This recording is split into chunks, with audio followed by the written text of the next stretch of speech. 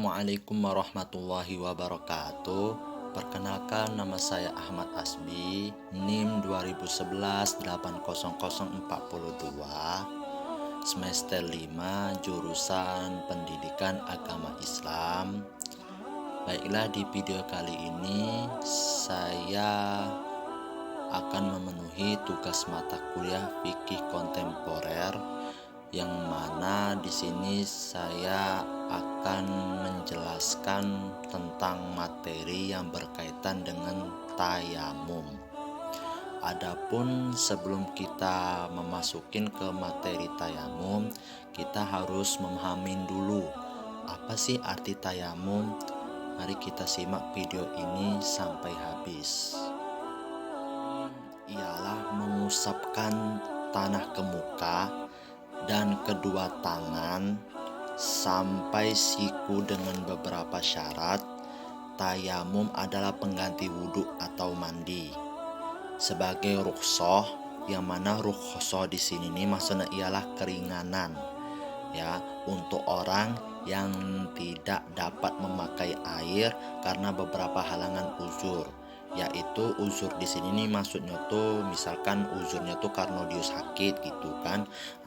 Karena dia sakit nih, dia tuh tidak bisa terkena air kan. Kalau misalkan dia sakit terkena air, takutnya nanti sakitnya jadi makin parah gitu kan, atau tambah bertambah lah gitu. Makanya diperbolehkan untuk tayamum bagi orang yang mempunyai penyakit, yang mana penyakitnya itu tadi tidak boleh kena air ya. Terus ya selanjutnya karena dalam perjalanan. Misalkan karena dalam perjalanan di sini nih maksudnya ialah kalau misalkan dia dalam perjalanan, dia mau sholat tapi dia sulit menemukan air, nah itu diperbolehkan juga untuk bertayamum. Kemudian selanjutnya karena tidak ada air. Nah, kalau tidak ada air di sini nih maksudnya tuh dia tuh sulit menemukan air gitu. Nah, kalau misalkan dia mau kalau mau berwudu tapi dia sudah kemana-mana gitu nggak ada air, nah itu diperbolehkan untuk tayamum.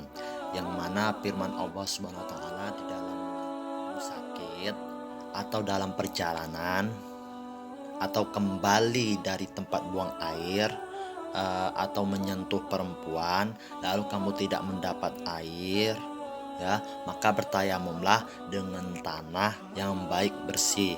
Sapulah mukamu dan kedua tanganmu dengan tanah itu ya. Jadi seperti itu. Nah, itulah yang dimaksud dengan apa sih yang namanya tayamum. Kemudian syarat tayamum ialah tayamum itu disyariatkan untuk orang yang terpaksa. Yang mana orang terpaksa di sini maksudnya ialah masuk waktu sholat, ia belum terpaksa sebab salat belum wajib atas ketika itu.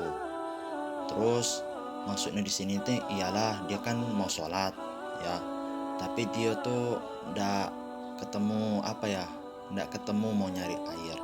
Jadi disyariatkan untuk orang yang terpaksa tuh sebelum masuk waktu salat ia sebelum terpaksa sebab salat belum wajib atasnya ketika itu. Terus selanjutnya sudah diusahakan mencari air kemana-mana gitu kan, tapi dia tidak dapat, sedangkan waktu sudah mau masuk waktu sholat gitu.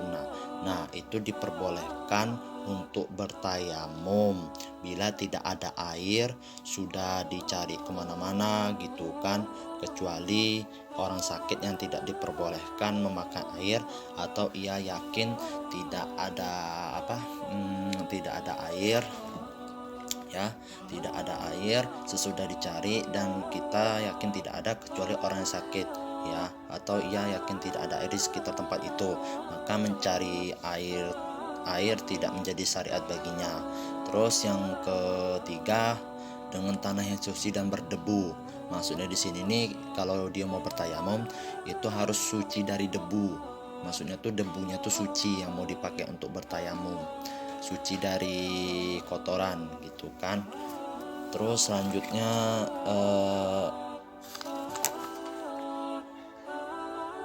menghilangkan najis. Nah, jadi maksudnya menghilangkan najis di sini nih ya tayamum itu ya harus suci ya, debunya tidak boleh terkena kotoran tai misalkan kan, jadi seperti itu.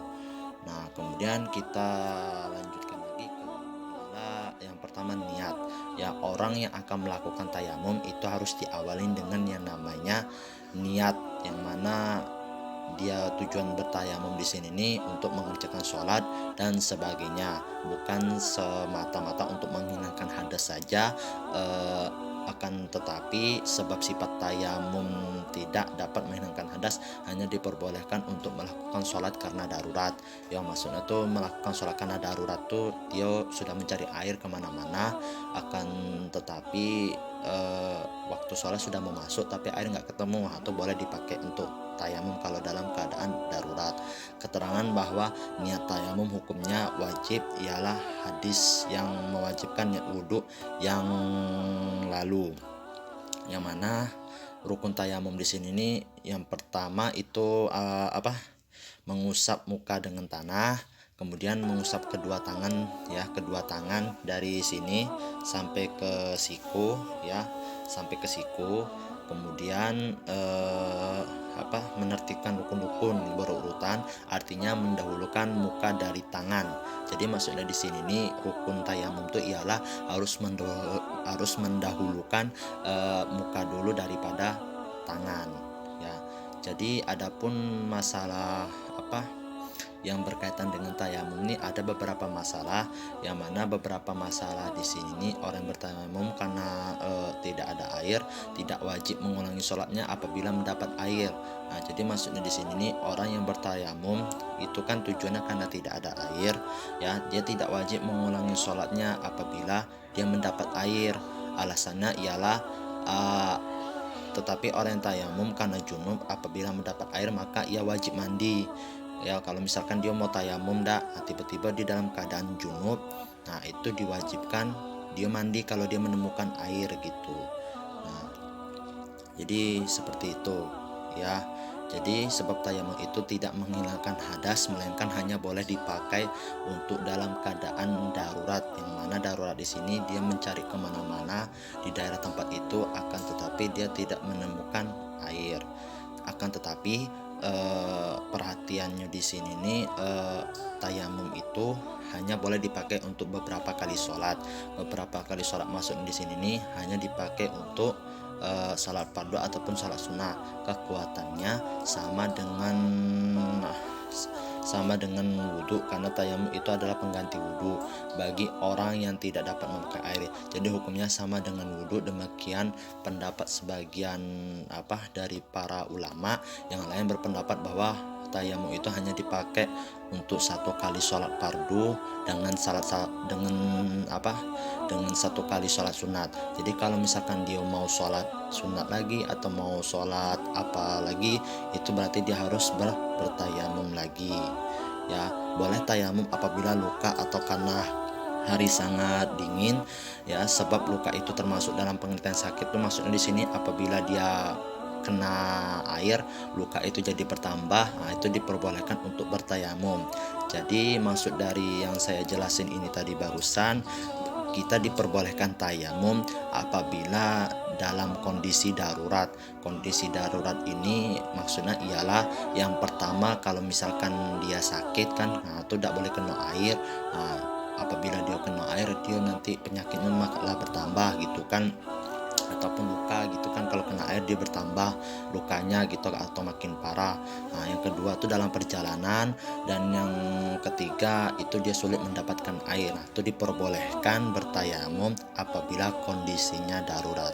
Mungkin dari saya hanya itu. Apabila dari penjelasan saya tadi itu kurang atau terdapat kesalahan, saya minta maaf yang sebesar-besarnya. Saya akhiri, wabillahi taufiq wal hidayah. Astaghfirukum.